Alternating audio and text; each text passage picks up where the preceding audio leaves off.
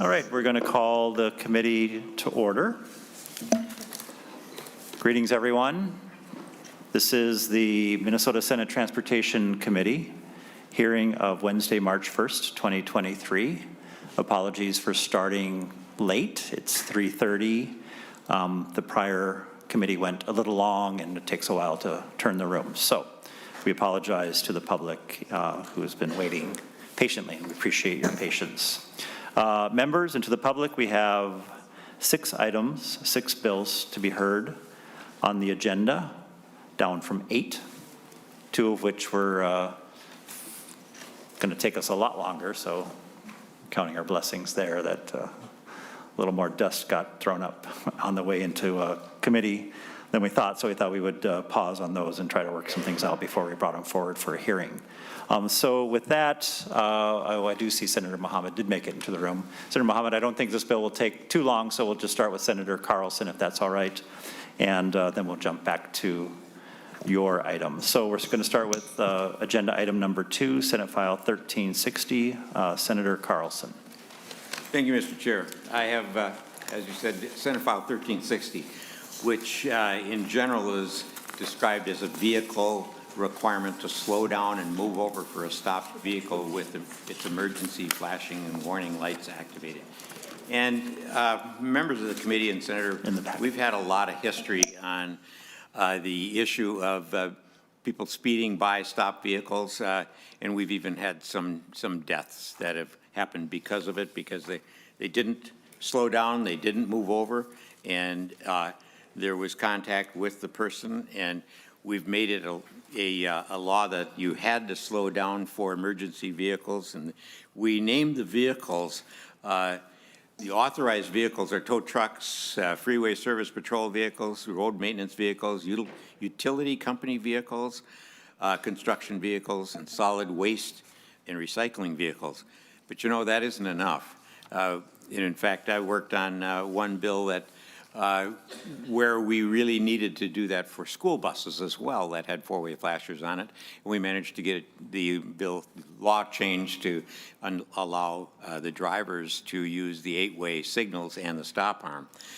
But we have too many vehicles that are coming too fast, too close to people that are stopped on the road. And some of them are only stopped on the road to do maintenance with their own car. And so what we're doing here is 1360 is expanding Minnesota's existing move-over law to include any vehicle with its emergency flashing or warning lights activated that is parked or otherwise stopped on or next to a street or highway.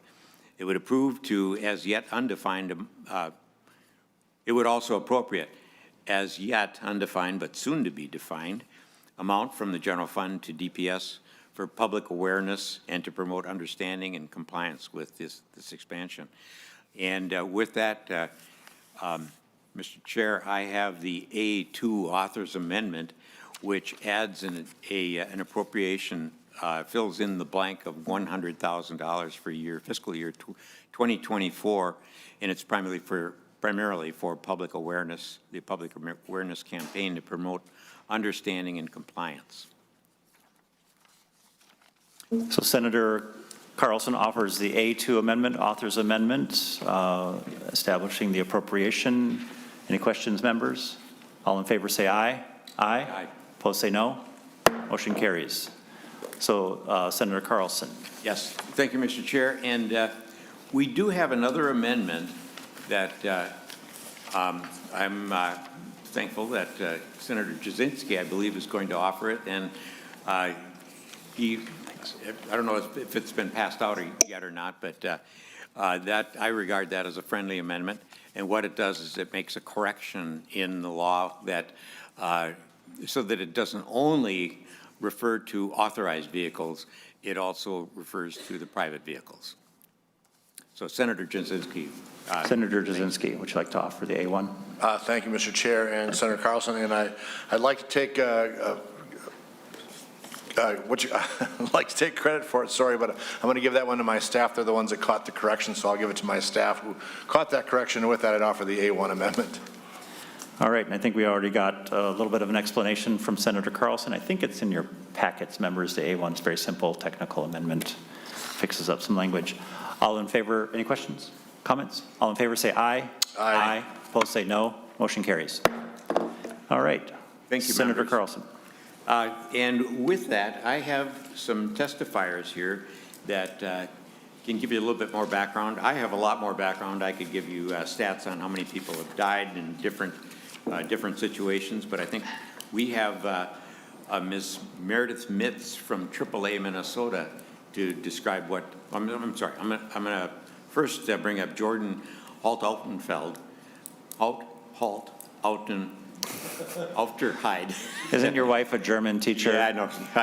I didn't learn. She would be ashamed of you right now. I know she would. So, and he can give the agency's perspective on it. Welcome, Mr. Alt-Aufterheide. And before I forget, two things. One, a quorum is present. Two, welcome to Taylor Jones, who's taking Mr. Will's place for the week. Appreciate having you here to help us out. Thank you. Mr. Alt-Aufterheide. Thank you, Mr. Chair. Thank you, Senator Carlson. I will be real brief. Just on the A2 amendment, the department appreciates the funding to include an update to make sure we can provide a public awareness campaign for this law. Just please introduce yourself formally for the record. Thanks. I apologize, Mr. Chair. Jordan Haltofterheide, Legislative Director for the Department of Public Safety. So appreciate the funding included in the A2 amendment. Senator Carlson. Thank you, Mr. Chair. And with that support, I will turn it over to Ms. Mitz from AAA. All right, Ms. Mitz, please introduce yourself for the record and proceed with your testimony. Thank you, Chair Dibble and the members of the committee for the opportunity to testify today. My name is Meredith Mitz. I am the Minnesota-Iowa Public Affairs Specialist for AAA, the Auto Club Group, representing over 630 members throughout, 630,000 AAA members throughout Minnesota. AAA was started as a traffic safety advocacy group whose goal was to protect motorists on the roadside. Today, the Auto Club Group provides services that include insurance, driver's education, emergency roadside assistance, all to its members, in addition to advocating for stronger traffic safety laws. Protecting motorists is a core tenet of what we do, and this bill will help do just that by protecting those who are vulnerable on the roadside, whether they are first responders, roadside workers, tow providers, or simply motorists in need of assistance. I urge you to join us in our mission of protecting all roadway users and help us keep all Minnesota motorists safe on the roadside. Thank you for your time today, and I'd be happy to answer any questions you may have. Thank you. Questions, members? All right, thank you very much. Nice job. Senator Carlson. Well, thank you, Mr. Chair. I have just some numbers here that we've had nearly 350 people across the country are struck and killed every year outside of their personal disabled vehicle. This is something that we needed to have for some time. I know I've experienced that myself, and it's a scary thing to be getting out of your car on the driver's side when you're parked on the side of the road.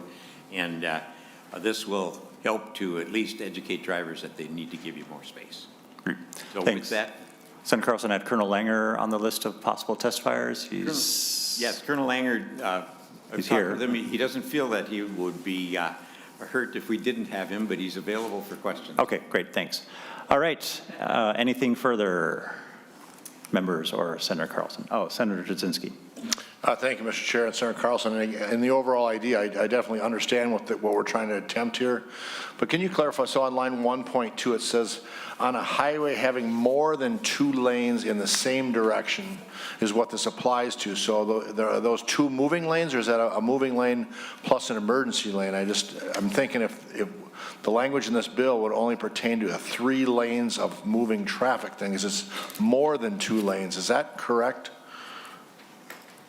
Senator Carlson. I'm sorry. Where are you looking again, Senator? Line 1.2, it says, well, you'd have to go to the top to start the whole thing from line 1.18, but it says this applies to a highway having more than 2 lanes in the same direction. Is that what applies? Are we looking at line 1.16? Oh, 1.20. 1.20, yeah, Oh, I it starts on 1.1. It says when approaching before Oh, passing, and then it describes the type of lane this applies to. It says on a highway, road or street or highway having more than 2 lanes in the same direction. So the way I would read that, this only applies to lanes that have 3 traveling lanes of traffic in the same direction, because it's more than 2. So is that correct, or am I misreading this? So, Mr. Chair? Senator Carlson, yeah, this is existing law. Yeah. So maybe those who are knowledgeable and learned in the law, such as council or Department of Public Safety, can help us understand the Mr. answer Chair, to Senator Jasinski's question. Senator Jasinski, can you give me the Senator line Carlson. number you're looking at again, please? 1.20. It is the existing portion of it, but it says, or a highway having more than 2 lanes, There's but 2 that's what this lanes. applies to. So I'm wondering if that is correct. So Senator Jasinski, I'm looking at the preceding paragraph. There's a distinction between in paragraph A and paragraph B. Paragraph A has to do with 2 lanes. Paragraph B has to do with more than 2 lanes. So it's a good catch. It would be good opportunity for us to know what the intention is here of the law as written. Yes. Perhaps I can call Colonel Langer up to see how they improve. Yeah, or let's see if, let's have council take a crack at it, and he can phone a friend if we need to do that. Thank you, members, Senator Jasinski and Senator Carlson. I am reading it similar to Senator Dibble, that the distinction in what is the old paragraph B and the old paragraph C refer to a street or highway that has 2 lanes in the same direction, meaning I don't know whether that is encompassing of an emergency lane, so that's probably where further testimony might be helpful. But I would think that because of the distinction and the breakout between having 2 versus having more than 2, the previous law or the current law is contemplating a scenario where this would apply to both a 2-lane road in the same direction as well as a highway with more than 2 lanes as well. But I would defer to potential other testimony as maybe a more authoritative interpretation beyond just my reading of the statute as it stands. Thank you, Mr. Chair. Senator Carlson. It does say that in paragraph B that you move the vehicle so to leave a full lane vacant between the driver and any lane where the vehicle is parked or stopped. So where there's 3 lanes, you're required to move to allow a full lane to be empty. In the case of the paragraph A, it's just moving over.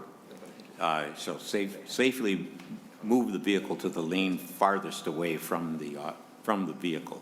Right. So, yeah, so if I could restate. So in a 2-lane highway, you move over to the left-hand lane. In a 3-lane highway, you need to at least put 1 lane between yourself and the stopped vehicle. Correct. Yes. Does that make sense? Senator Mr. Chair. Jasinski. And again, my concern is, some of these vehicles sit there for a while, and is this going to further have a traffic concern of making traffic stop and slowing down traffic? And I'm assuming that maybe this does not apply to a freeway from what I'm reading. Is that correct? Does this apply to a freeway as well, or is this just a highway? I will ask council if there's a distinction between freeway or highway. Senator Dibble and Senator Jasinski, I would have to double check the statute, but as I understand it, both paragraph A and paragraph B make reference to a street or highway. So to me, I'm not sure whether the distinction between a freeway and highway would be necessarily applicable in this scenario, considering it is talking about a vehicle that is stopped on a street or a highway. And then the only real distinction then between A and B is the number of lanes and the action required by the driver to move over or slow down.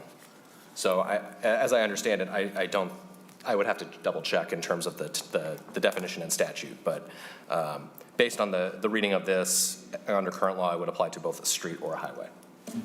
Okay. Senator Jasinski. Thank you, Mr. Chair. Again, just my concern, so I travel from Faribault up to here quite often, and there's at least 4 or 5 or 6 vehicles every day that I see are parked over there. I'd say half of them with their flashers and half of them not. And sometimes in traffic, when there's quite a few cars, I'm just thinking that might cause more of a traffic jam or traffic incident that we're slowing traffic down almost too much. I mean, I know we're at it for safety, but maybe Colonel Langer can address that on what he anticipates in that situation. Are we going to have, as I said, I see quite a few cars that are pulled over for some reason or another. I'm just wanting to make sure that this might not cause an unintended consequence of more type of traffic issues. Senator Jasinski, yeah, come forward, Senator or Colonel Langer, if you're so inclined. And I would just also mention, Senator Jasinski and members, I'll just draw your attention to the end of each paragraph has the phrase, if it is possible to do so. So that's both the new A and the new B. And then C deals with those circumstances when it is impossible to do so. And it says that you just need to proceed in a prudent manner if it is possible to do so. Colonel Langer, welcome. Please introduce yourself. Mr. Chair, members of the committee, my name is Matt Langer. I have the honor and privilege of serving as Colonel of the Minnesota State Patrol, and I'm happy to help where I can on this. Please go ahead and a little closer to the microphone, please. Yep. Mr. Chair, Senator Jasinski, I think to answer your question, lane is not defined in Chapter 169, so we use the common definition of a lane is a lane. So highway actually isn't defined either, but laned highway is. And so in this case, the way that we would interpret the statute and apply it, unless someone has a convincing argument otherwise, is it's just plain language. If there's two or more lanes going in one direction, then as Chair Dibble explained, you have to move one lane over. And I think to your second question, there is a concern that we've thought about just from a traffic efficiency and safety standpoint. The situation where a vehicle is stalled and they turn their four ways on and they're gone for a period of time and nobody's around that vehicle, this law as proposed would still require motorists to either move over if there's two lanes or more or slow down if there isn't, even when there's nobody there for a period of time. So that's a concern that we've just wondered about as we've contemplated this bill. Senator Jasinski. Thank you, Mr. Chair. Again, and that's my only concern of this, is we're going to cause an unintended consequence that could be just as dangerous. And I think I've always been told, stay in the car when you're over there so you don't get out unless you absolutely have to. So again, I agree with the bill, Senator Carlson. I just want to bring it up and kind of get some input from other stakeholders if we have something that might be another portion of an issue or another issue by what we're trying to attempt. So thank you. So members, my intention is to lay this over for possible inclusion so we may have some more opportunity to nuance and massage the language of the proposal. Senator Carlson. Yeah, Mr. Chair, and thank you for pointing that out, Senator Jasinski. The original bill that was the move over bill was related to a freeway incident that you might even drive by on I-35 coming up because there were people hit on 35. But I also wanted to mention, Mr. Chair and Senator Jasinski, that on line 1.17, there's an authorized vehicle that we missed. So we probably need to strike that mention of authorized. Oh. Mr. Chair, I'd move to make that verbal amendment on line 1.17 to strike the word authorized. So council, yeah, if you can help us with that amendment, thank you. Mr. Chair and Senator Jasinski, on line 1.17, the instruction would be to strike authorized. I will note that on line 1.22, the same stricken authorized is made and inserts parked or stopped. So if, and for consistency's sake, that inclusion might also make sense. As if you look on 2.6, that also is made where authorized is stricken and park or stop is already in current law. So it seems to me that if that inclusion is to be made, then I'd be happy to recap what the paragraph would read as from that change.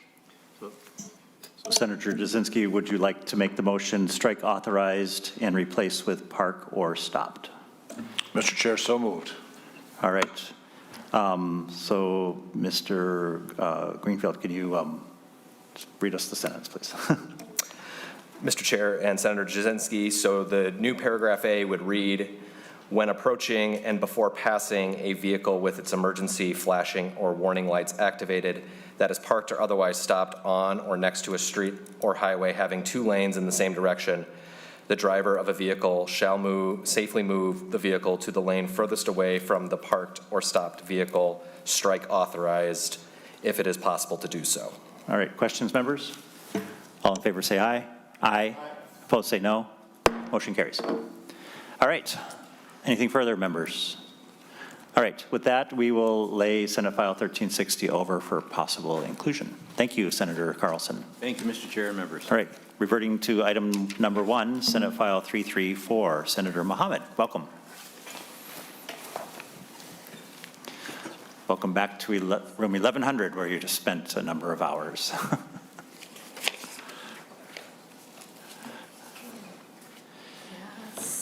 I know I was just here because this room is freezing.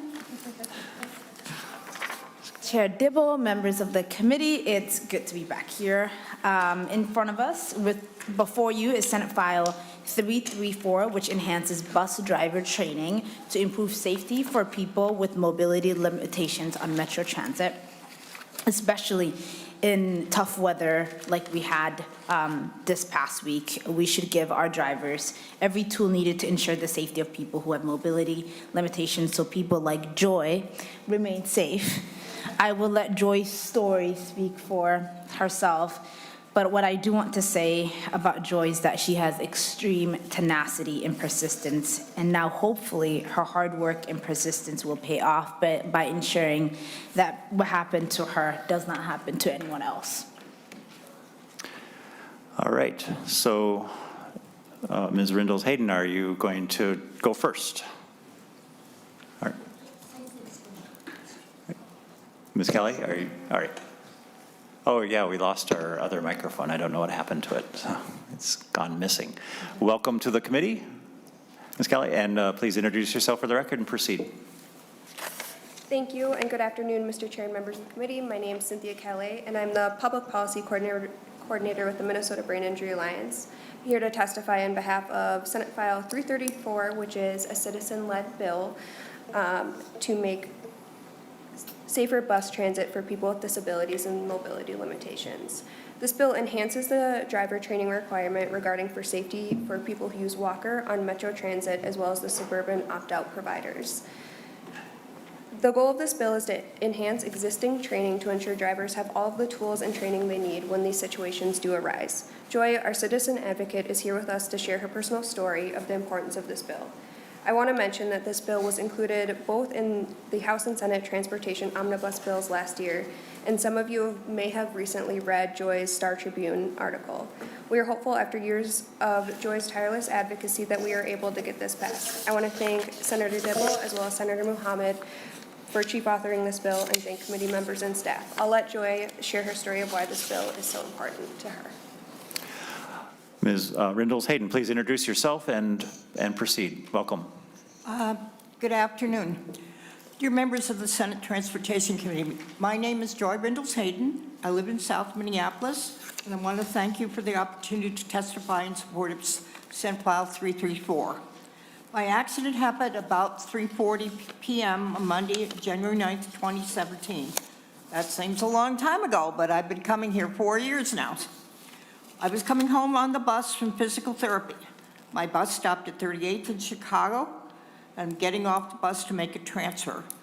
Because of the timing of the buses, I didn't have much time to make a transfer. The bus stop is next to a convenience store. The store's parking lot and gas pump areas were cleared of snow, but much of the snow was piled on the sidewalk. I used a walker. The bus driver used a hydraulic ramp so that I could get off the bus. The ground was covered with snow. The sidewalk wasn't cleared. The ramp wasn't on the sidewalk. So I couldn't use the ramp properly. I stepped up, lifting my walker's front wheels sideways on the ramp. The back wheels got caught, and I pulled and pulled. Suddenly, the wheels came free over the top, and I fell backwards and landed on Chicago Avenue. Due to the angles of the ramp, which is 90 degrees on the side of the hydraulic ramp, and the angles of the walker, which are always 45 degrees for safety, the accident could happen to anyone who uses a walker. This injury caused me eventually to lose consciousness. I sustained a brain bleed and had an ischemic stroke. The stroke affected my speech for a while. I was very fortunate that my speech and my cognitive abilities did come back. I spent 17 days in the hospital and had to undergo rehab. They wanted me to stay another week, but I didn't really have the money for that. Walker users could face similar situations moving forwards, as I mentioned, because of the angles of the ramp and the angles of the walker itself. This incident did not have to happen. It could have been completely avoided. I have partnered with the Minnesota Brain Injury Alliance to include training for bus drivers to increase passenger safety. This is what the bill does, and I hope you will support Senate File 334. This accident has had a deep impact on my life. I've tried individually as a retired teacher to work with Metro Transit. That was unsuccessful. Then I worked with the Brain Injury Alliance, and we had a whole hour-long meeting, and that produced no results. So I'm dependent on you at age 87 to please pass this bill, get it implemented so people will be safe. We had a lot of snow this winter, and it should remind you about the importance of this bill. I want to do everything I can to keep it from happening to anyone else. Senator Mohamed. Thank you, Ms. Rindels-Hayden. We appreciate it, and we're sorry for your experience.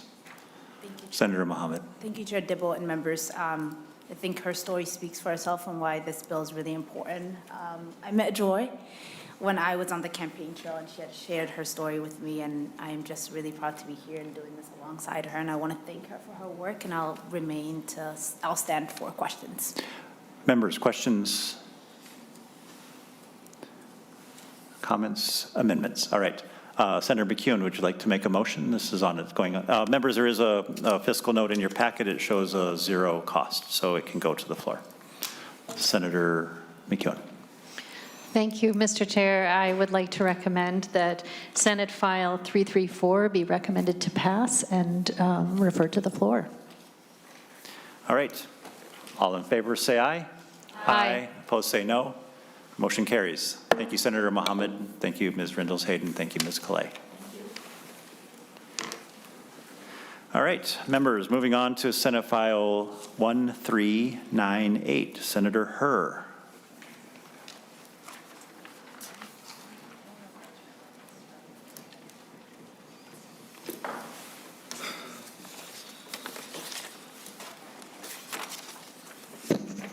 Senator Herr, welcome to the table. Thank you, Please proceed. Mr. Chair, members. Senate File 1398 is about waiving the driver license written test for those already passed it in other states. It's a bipartisan bill, and it will likely be a popular change among the public.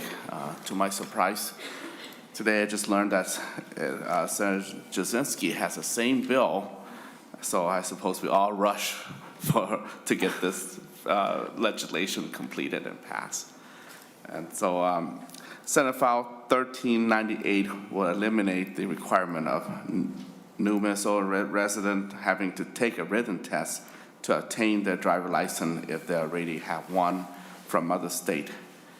This legislation would make our DVS process more efficient as it helps reduce congestion at the register office or online.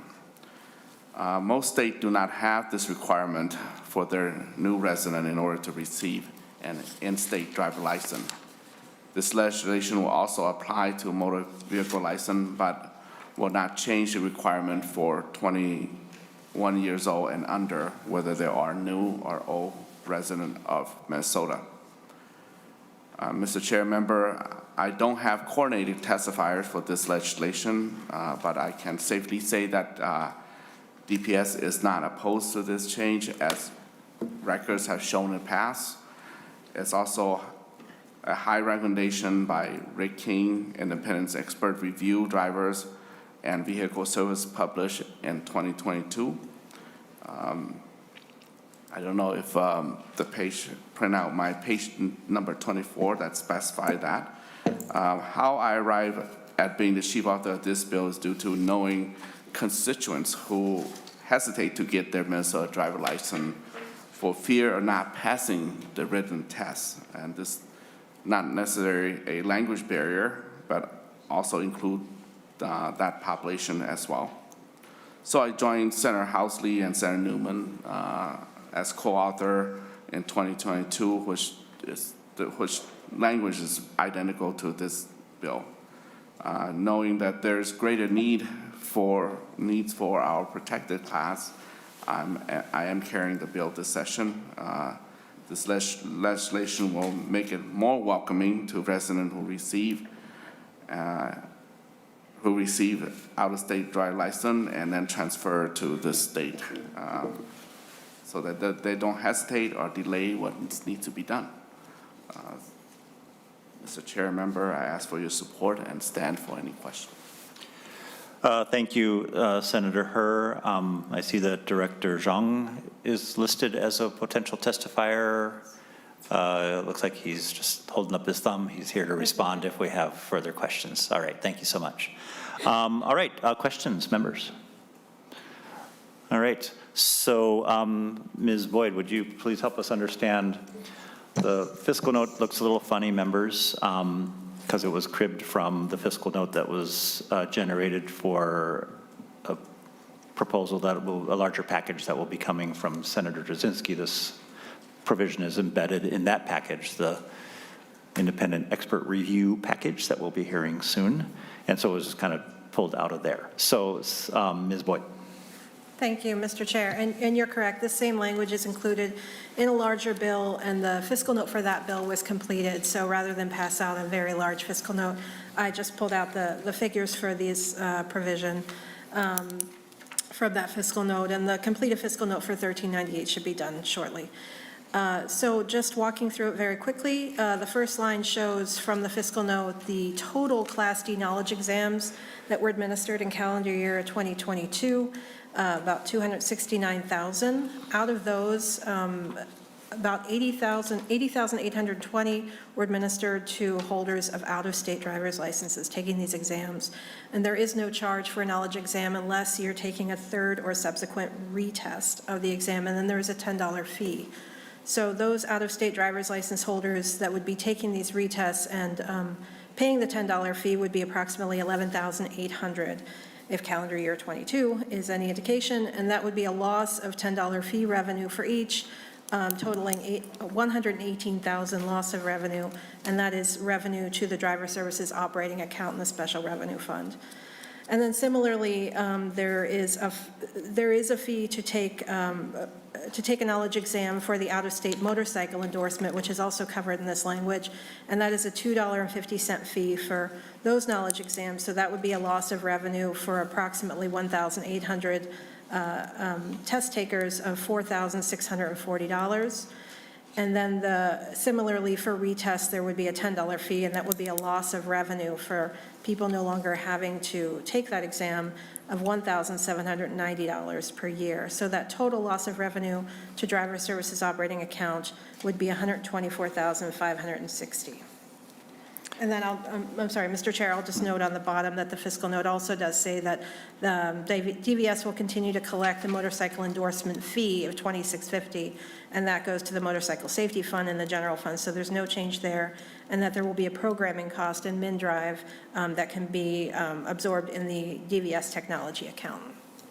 Great, thank you. Questions on the fiscal note, members? All right, so hang on.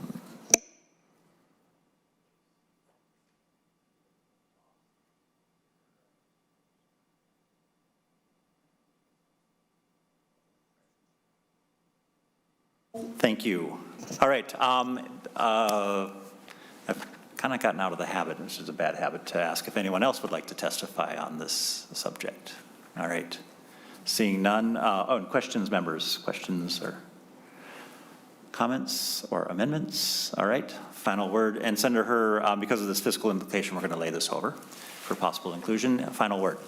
Thank you, Mr. Chair, for also joining me as a co-author of this bill, and this will, make sure that our process of getting driver license is more welcoming and efficient and reduce the volume. And so I appreciate your support. Thank you. Thank you, Senator Herr. All right, so moving on to Senate File 1032, Senator Jasinski.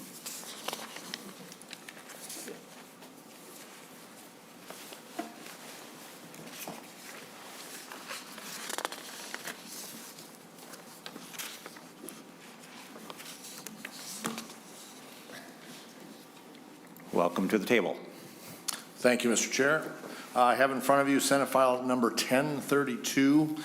This just updates some requirements on school bus, the class or Type 3 vehicles. Currently under state statute, any Type 3 vehicle 12 years or older is not allowed to be used. What this bill would do is actually just make it an annual inspection. If it passes the annual inspection, they could be used. Type 3 vehicles are the shorter type vans and things like that. But rather than getting too technical myself, I'll call Mr. McMahon up to testify. I know we have a lot of bills, so I'll just try and move it forward. But I think it's a fairly straightforward bill. We have had discussions with the State Patrol on this, as well as Department of Motor Vehicles. I think both are in favor of this. So with that, I would turn it over to Mr. McMahon. Welcome, Mr. McMahon. Thank you, Mr. Chair, members of the committee. My name is Scott McMahon with Third and Hood, here today on behalf of my client, the Minnesota School Bus Operators Association. As Senator Jasinski explained, Type 3 vehicles are anything other than a yellow bus that we use to transport kids to and from school, activities, and so on and so forth. We have, for some years now, have had a requirement that those vehicles be younger than 12 years. When COVID hit and we had a significant supply chain issue come into the marketplace, it was next to impossible to replace those vehicles. This committee extended that in response to that a year. That year has since passed, and so we have a number of vehicles sitting at our bus barns not being used that are perfectly safe vehicles. At the same time, it still continues to be hard to find replacement vehicles. In fact, one of the most popular Type 3 vehicles has been discontinued and is no longer available, so that's presenting some challenges. We just think we're at the point now where repealing that age requirement, having it tied to the inspection of the vehicle, is the appropriate thing moving forward. It puts it at the same standard that we have for our yellow school buses. It also puts it on par with the standard that every other state has for these vehicles. So happy to answer any questions that members may have. Questions, members? All right. Would anyone else like to testify on Senate File 2134? Oh, I'm sorry. I'm looking at the wrong thing. Oh, 1032. All right. Senator Jasinski, I think we can move this to the floor. So if you would like to make that motion. Thank you, Mr. Chair. I would ask to pass Senate File 1032 and be placed on general orders. All right. Anything further, members? All in favor say aye. Aye. Aye. Opposed say no. Motion carries. Thank you, Senator Jasinski. All right. Senator Gustafson.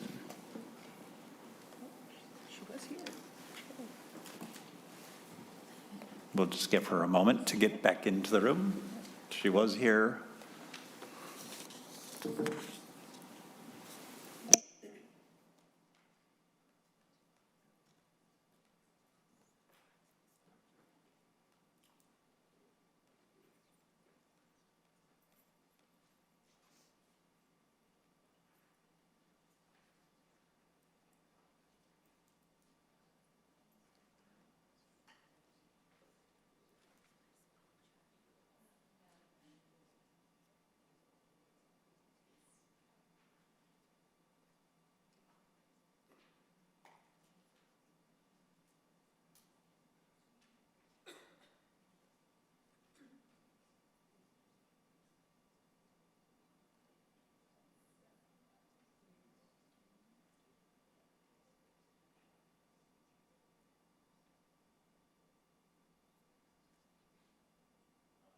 we've located her, so we just have to go put the hook around her neck, so.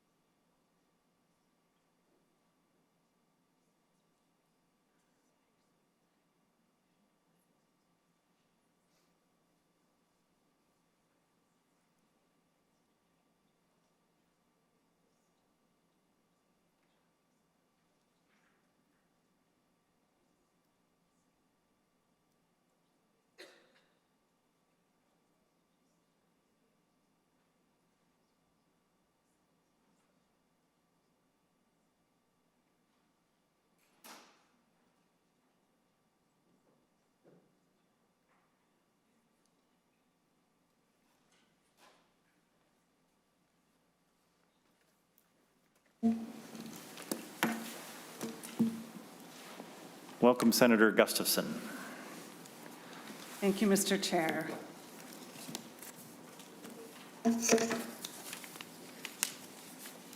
Proceed at your pleasure. Thank you. Thank you, Chair Dibble and members. I'm here to present SF 2134, a bill that authorizes teleconference driver's education. Driver's education needs to be taught by Minnesota licensed driving educators in a live, synchronous fashion. Pre-COVID, all classes were required to be in person and taught by a licensed driving instructor. Due to COVID requirements, driving schools have been allowed by a variance to teach driver's education through teleconference methods. The teleconference classes still are taught live by a licensed instructor, so students' questions and comments are addressed. Students are connected by audio and video, so they interact with the instructor in real time. Since COVID, tens of thousands of Minnesotans, students have attended classroom driver's education through teleconferencing. Parents and students agree that it would be a convenient way to receive the best driver's education programs in the state. This bill would codify the teleconference teaching style for the future and would replace the variance that's due to expire in August.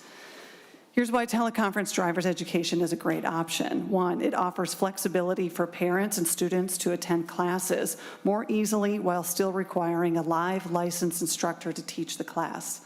It allows students that might not take driver's ed in a regular in-person setting due to bullying or something similar to that to take classes from home. It helps outstate students that may have limited access to driver's education classes. It also allows driving schools to reach underserved communities that may need language translations. And finally, it allows driving schools to offer classes even during snow emergencies or school closures. In your packet, you'll also find letters of support from the Metro Deaf School, Forest Lake Area Schools, St. Paul Public Schools, and the Minnesota Community Education Association. On a personal note, I have 4 children, 2 in high school, 2 in college. 2 of them had to take online driver's ed due to COVID and other situations as well. It was synchronous, taught by live teachers. It worked out really well. So I can share that experience with you too, that it is a successful program. 2 testifiers are also with me today, and when you're ready, Mr. Chair, to introduce them, I'll let you do that in the order that you see fit. Thank you. Thank you. Why don't we start with the person who's sitting right next to you? Go ahead. Please introduce yourself for the record and proceed with your testimony. Thank you, Chair Dibble, members of the committee. My name is Pete Hosmer. I own A+ Driving School, and on behalf of the driving schools in Minnesota, I'm here. I'd like to thank Senator Gustafson for authoring the bill. I'd also like to thank Senator Carlson for co-authoring, Senator Coleman, Senator Housley, and Senator Hauschild. Yes, we've been offering driver's ed through teleconferencing since COVID. We've had numerous students go through it. It's been as we're using teleconferencing here for this meeting, it works great for a driver's ed situation. Obviously, in-person is the best option for driver's education. When I can see a student's face, when I can interact with them, in-person is ideal. But in a lot of cases now, in-person is not always ideal and not always the best practice if I have a student that lives too far away or, for whatever reason. So teleconferencing is the next best thing. I still can interact with that student. I still can see their face. I can still see their nonverbal things that cue me into, are you understanding what I'm teaching? Are you following along? Are you understanding and really grasping the concepts that I'm trying for you to understand? So if the committee has any questions, I'm wide open for questions. Thank you. Questions for the witness? All right, thank you so much. I have next Raymond Kroll with the Minnesota Driver Traffic Safety Education Association. Warn him, he's going to be next.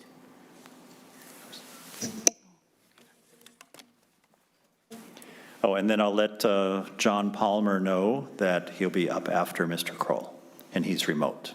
Thanks. Welcome, Mr. Kroll.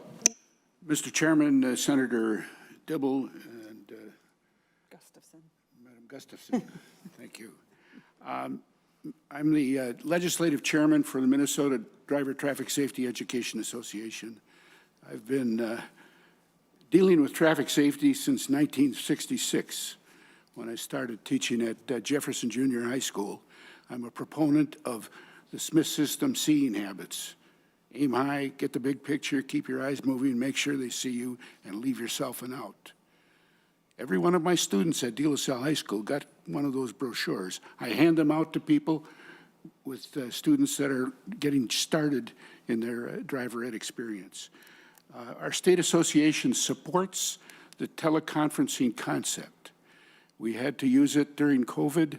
It is still being used in programs that are managed by Driver Education Incorporated, which I'm employed by. With respect to the issue of people coming in from other states, we strongly believe that there's a requirement that an out-of-state applicant for a driver's license under the age of 18 be required to take a driver ed course if they came from a state where it wasn't required. And our research shows that 23 states require driver ed for all drivers under the age of 18. So we've got that to consider. Essentially, I have an acronym I'd like to share with you, and that is KISS. K for knowledge, the importance of imparting the proper instructions, the feelings, the understanding, the mindset for traffic safety, I might add. And the inclination, with the knowledge, there's the inclination to exercise the skills that they learn in the classroom and which are carried over into the behind-the-wheel experience. And all of that is for the S, safety and survival. Far too many people dying on our highways.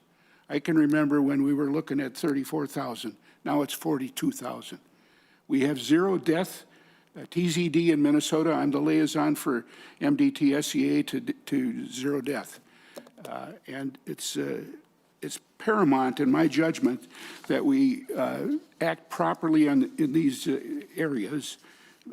We've got too many people out there that are traveling too fast, and death is occurring. We want to keep that down. And I appeal to the legislature to support this. And we need to do additional training materials too. That's another concern we have. We haven't had any training materials developed in Minnesota for 20 years. So we stand ready to help in that area as well. Thank you. Thank you, Mr. Kroll. So I will now call on John Palmer, who's on Zoom.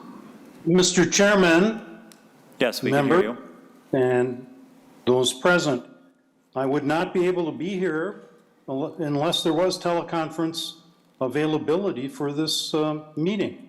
And I thank you for that. St. Cloud got 6 inches of snow. My driveway didn't get plowed out until late afternoon, and I still have snow to move around when I'm done with this meeting. I came to Minnesota in 1976 to prepare driver educators. I worked at St. Cloud State University for 39 years, was director of the Highway Safety Center. I'm past president of the National Association and past chair of the TRB's Operator Education and Regulation Committee. I may be retired, but I'm not ending in looking at best practice. One of the innovations at St. Cloud State to maintain adequate enrollment in our teacher licensure program was to make it available via teleconference. We have served students across the state and across the country with synchronous classroom instruction. In my examination of the matters of retention and activity and my experience, often the students who are not physically present perform better than the students that are physically present. With regard to the requirement that's in existing statute that says that a driver coming from another state and the driver is under 18 needs to complete a driver education association, I believe, and my association believes, that language should be retained. Minnesota students correctly are required to successfully complete a driver education program. Likewise, students coming in from other states where they haven't completed driver education should be required to complete driver ed, and those that have should be recognized. Current language allows that to happen. I believe the language on teleconference is well conceived, but the deletion of the requirement in, I believe it's line 1.10, we think, and I think, it would be a bad thing to have happen. With that, I would be available, I am available to answer your questions. Thank you, Mr. Palmer. Questions, members? All right. So back to you, Senator Gustafson. Now, members, we will, actually, I'll now ask the public if there's anyone further who would like to testify on Senate File 2134. Seeing no one, so now we will take questions, comments, and amendments to Senate File 2134 from the committee. Senator Jasinski. Thank you, Mr. Chair. Just a question. So I'm reading the bill, and overall we agree on what we're trying to do here. We're trying to get more drivers training, and obviously you'll see a bill coming up from me, and we agree on the general. We may not agree on the details, but we do agree we're trying to get more training and have more options. So I agree with that. But are you limiting the number of drivers on a teleconference to any certain number? As we have a Zoom like we're having right now or something like that, is there a number of participants that you're limiting it to? Senator, Mr. Hosmer. Currently, there's nothing in legislation that limits the number of students. No. Senator Jasinski. Thank you, Mr. Chair. So I run our caucus meetings quite oftenly, and so once you get up over a certain number, I think you lose the effect of having that person there. So if you had 40 or 50 people on there, I think the actual interaction with the teacher and the student and watching their faces and reactions does become much more difficult. I just want to make that point that it's you're putting a lot of people on there, and yes, you have some benefits of the on-person, but again, it also has, can be difficult to have that many people on there to try and watch what's going back and forth on that. That's true. Mr. Hosmer. Sorry, that is true, although the way we do it is we do have a team of people behind the scenes even yet besides the instructor who are answering chat questions, singling out screens of students so they can ask them, hey, do you have a question? You look like you're not paying attention. You look like you're sleeping. We're able to reach out. We're able to pull those kids out of the class, even if it's more than, say, 30 or 40 kids in a class. Maybe we're talking 50 kids or whatever. All right. Mr. Chair. Senator Gustafson. Yeah, Mr. Chair and Senator Jasinski, it's a great question. I will tell you, the last 3 years of my teaching career have been in an online high school setting where we had to teach, both, there were some lessons that you could click through, and then there were some lessons that were live that you taught. And you're right, if you have 45 students, it can sometimes be harder to answer questions that they might have, and as you teach high schoolers as well, I would say that they aren't usually as prone to answering or asking a lot of questions. It's usually the other way around. We're prompting them, and there is usually help available. There's a chat. Instructors have gotten really good in the last few years of being able to do online lessons really well. And so, we've sort of mastered that craft. Started out as necessity, but now it's just a teaching craft like everything else. Thank you. All right, thank you. Anything further, members? All right, so Senator Gustafson, our intention is to lay this over for possible inclusion, if that is okay. All right. Sounds like we have nothing further. We will lay Senate File 2134 over for possible inclusion. Thank you, Mr. Chair.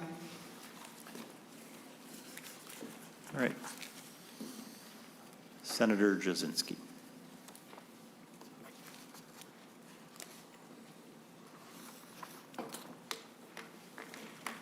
Welcome back to the table, Senator Jasinski.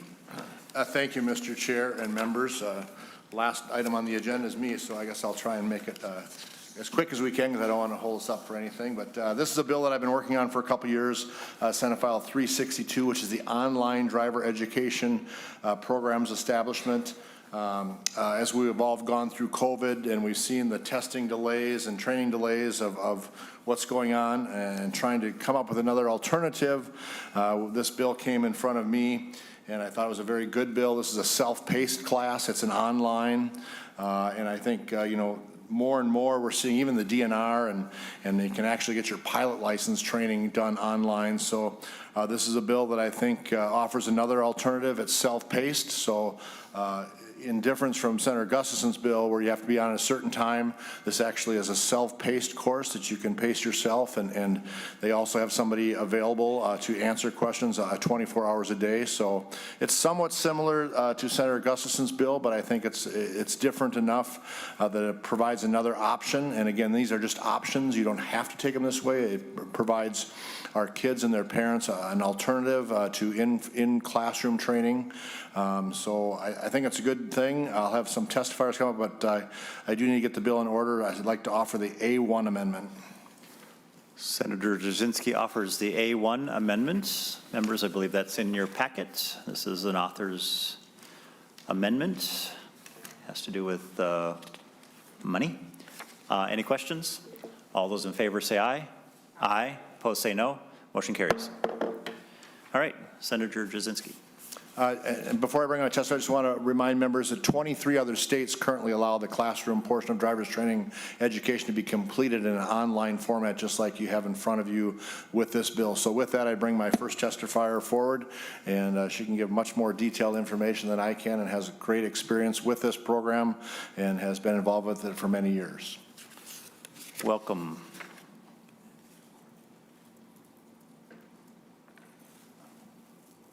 All right, please introduce yourself for the record and proceed.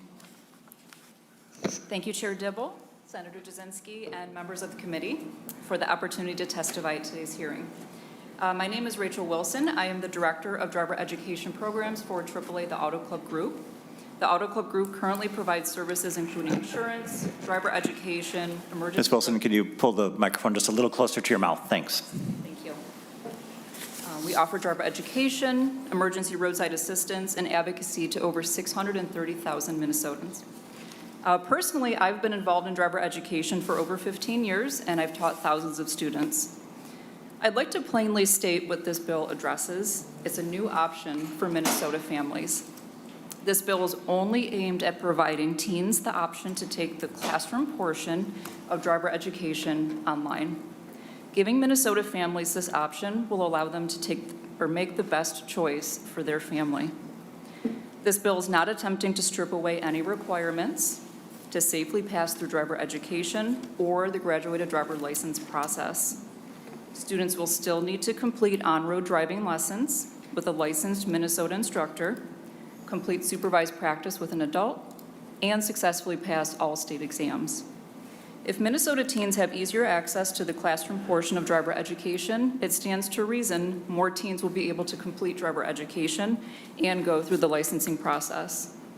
This is important because recent research from several states clearly shows a positive correlation between driver education, graduated driver licensing, and a reduction in crashes and convictions for new drivers. Simply put, the more teens that complete this process, the safer the roads in Minnesota are for everybody. Another important point regarding online learning is it's just as effective as in-person. In a large-scale review of research into online learning, the U.S. Department of Education found that online learning, on average, matches or exceeds the performance of students receiving face-to-face instruction. Research shows what makes the biggest difference is not whether the information is delivered face-to-face or online. It's rather influenced more greatly by the specific teaching methods that are employed.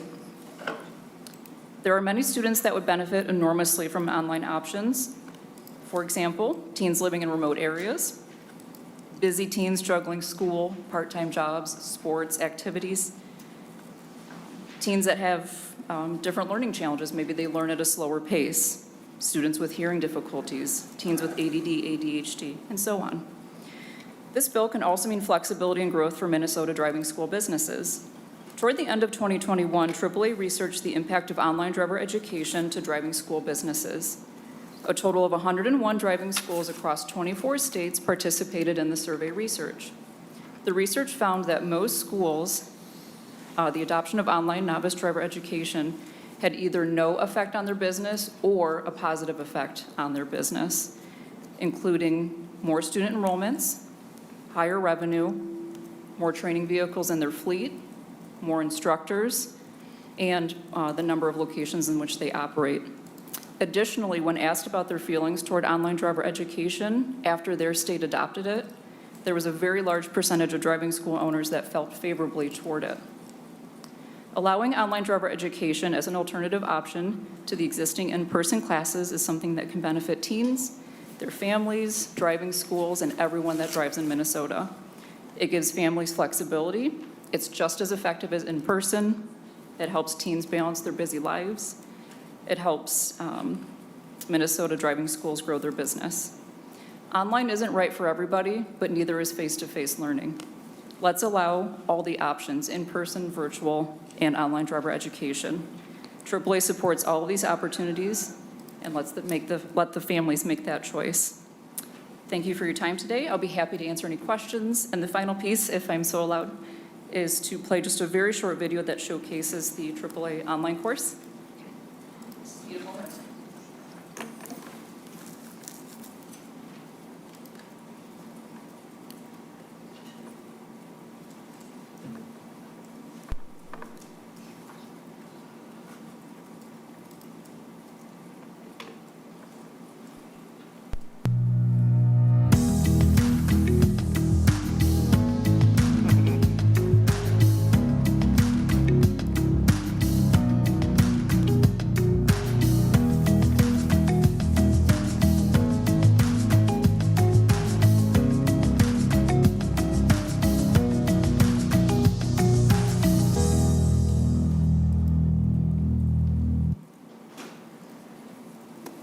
Thank you. Thank you. Questions, members? All right, moving on to our next testifier. We have, I have Mr. Palmer next on the list, who's remote as he was before. Mr. Palmer. Yes, I am. All right. Same spot. Welcome. My name is John Palmer. I've taught thousands of people to drive. I've taught thousands of people to teach driving. I've authored and coordinated the textbook, the last textbook that was used by AAA. I've been a consultant to AAA. As I mentioned earlier, I am Chairman Emeritus of the Transportation Research Board's Committee on Operator Regulation and Education.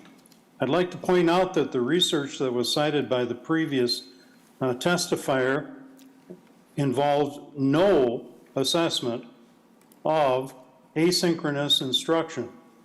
Online instruction can be on a multitude of lines. In fact, I took and taught classes on a phone line when the technology of real-time audio and video was not available. We're really talking about the difference between synchronous instruction and asynchronous instruction, which is not new. It's existed since the early 50s as program learning, and there have been machines that were developed to do that. It's quite effective in teaching to the cognitive domain of learning. In your packets is a photo of a member of the House of Representatives in Connecticut. Unfortunately, that young legislator is no longer with us. He died in an automobile crash with a wrong-way driver who was under the influence of alcohol. I'm sure that driver was taught to not drive the wrong way on an interstate. I'm sure they were also taught that it was not appropriate to consume alcohol and then drive.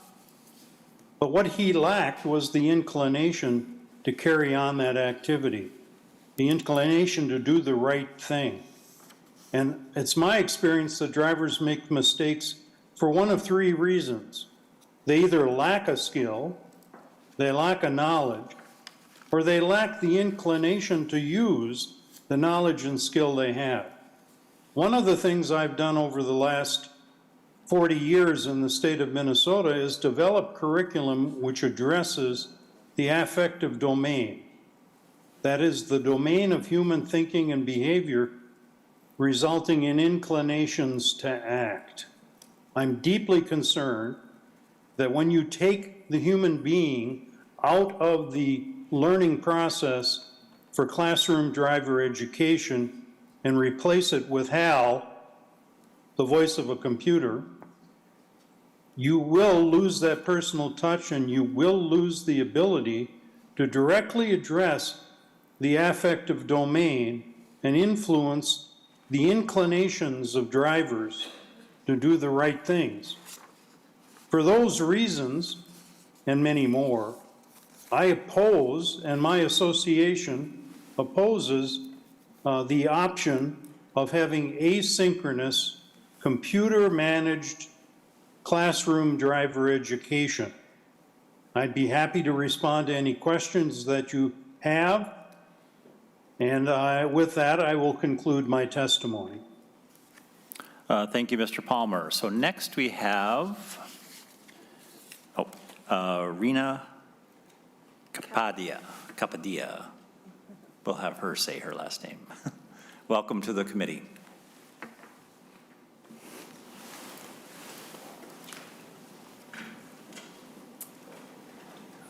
Good afternoon, Mr. Chair and member of the committee. I am Rima Kapadia, president of Safeway Driving School. Safeway has been teaching drivers education to teens for over 50 years, and because of our partnership with 19 metro area school districts, we currently teach about 30% of all metro teens annually. Safeway Driving School opposes the SF 362 bill currently pushing for asynchronized online learning for the following reasons. Driving is an important skill. Driver's ed and public safety are too important to have an effectiveness undermined by convenience. As a driving school owner and a parent, it is important that we ensure the children in our communities are provided an effective and engaging experience when learning to drive. A program where a teacher is supporting our children to navigate through the process of learning a very important skill. It's these life skills we remember every time we're driving through the snowy, icy roads, turning at intersections, or even simply parallel parking out here in the city roads. Why take away the opportunity for our children to have more exposure to licensed and trained educators real time? The other point is synchronized learning is key. As background, a synchronized class is just that. Teachers and students meet and advance through the curriculum together, at the same time and in synchrony with each other. Asynchronous is just the opposite. There are no times or places for common instruction. It is strictly self-study that students complete, and as when they want to. In synchronized classes, teachers are involved, ensuring students are present, grasping concepts, and providing answers to questions real time. Safeway has been conducting synchronized learning for many years and has seen the value it brings to the communities. It brings reassurance to parents of our communities and the schools we support. It is the reason why we continue to have strong partnerships with the schools we serve and why we see so many siblings join our program years later. We have also been able to adjust since 2020 to offer Zoom classes, which are, again, small, teacher-led classes providing the same experience as in person, but allows flexibility to be remote.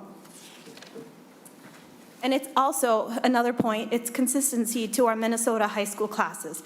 Minnesota Department of Education provides the option to high school students to take online classes, which need to be teacher-led. The driver's education instruction, that by the variance, currently allows us to comply with Minnesota Department of Education standards.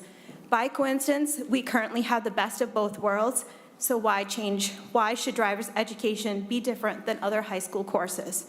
We want to ensure safety for our communities and our children. It is our top priority.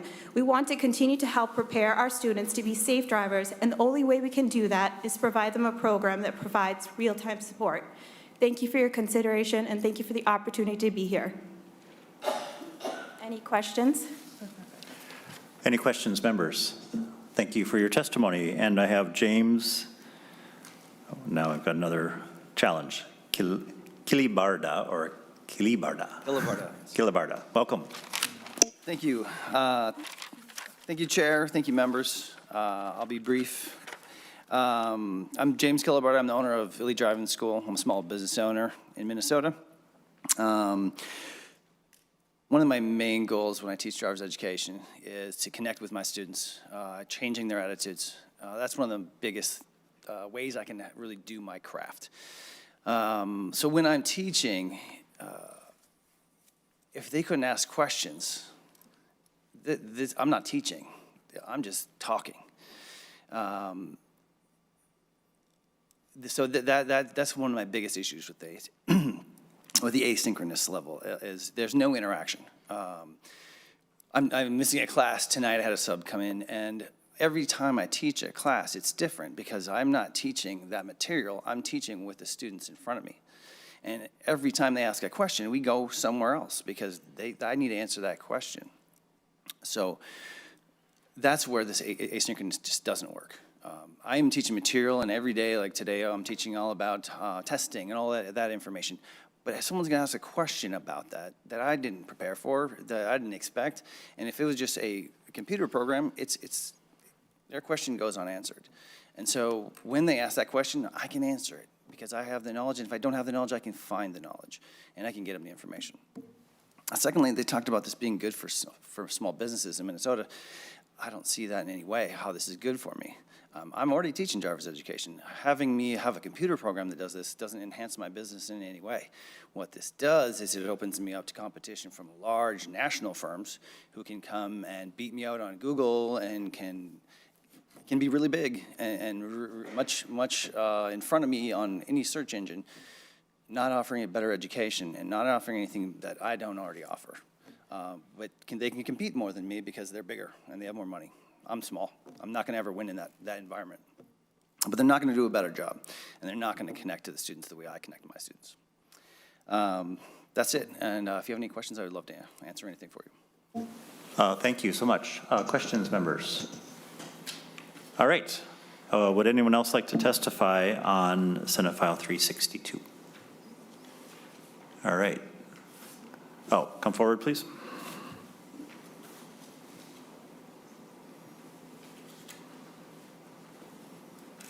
Mr. Kroll, please introduce yourself again for the record.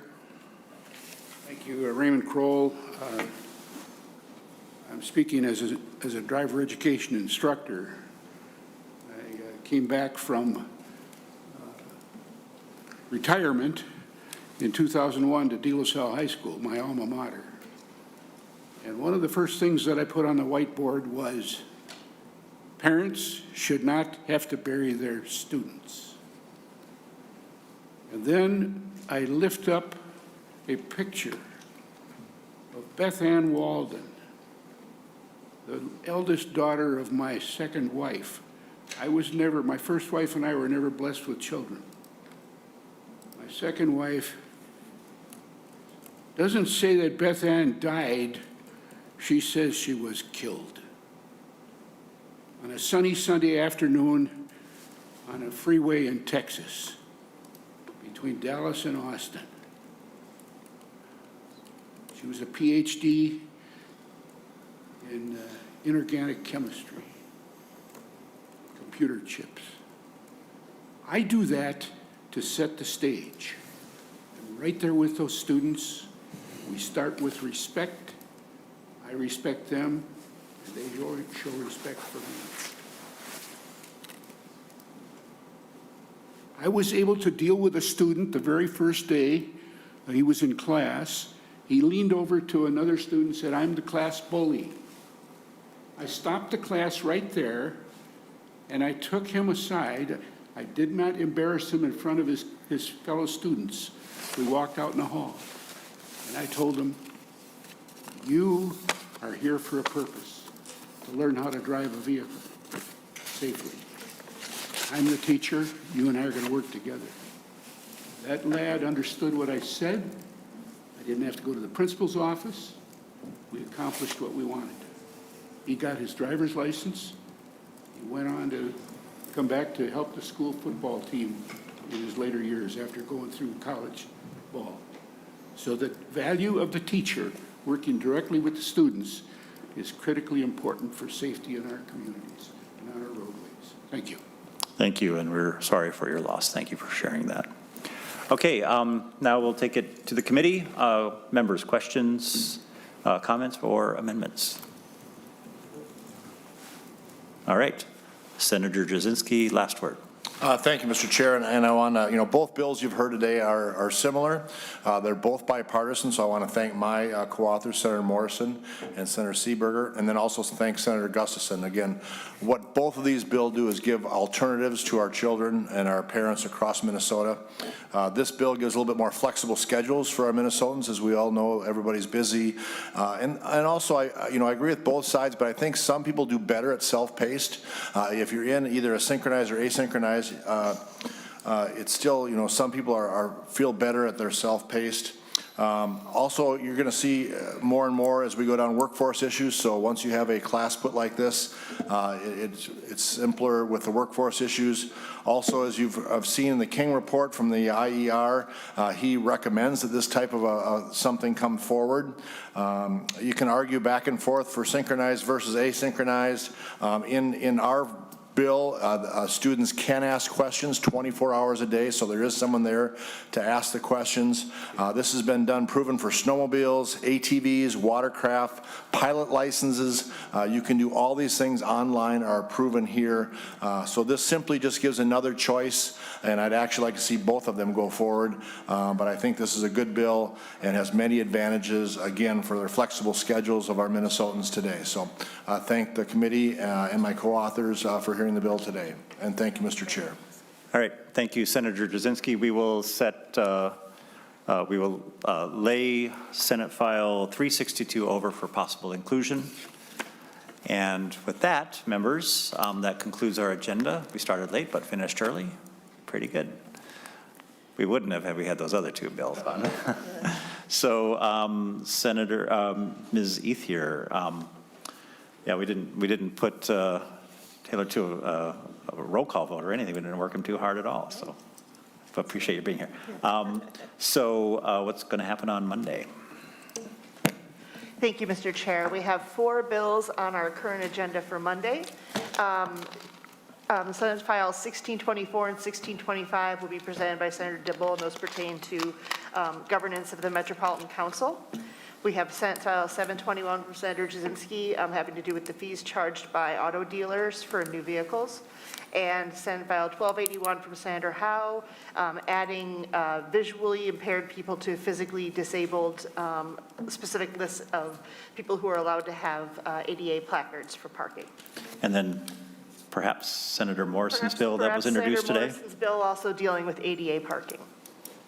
Yeah, a late breaker. Just came in today. All right, anything further, members? With that, we are adjourned.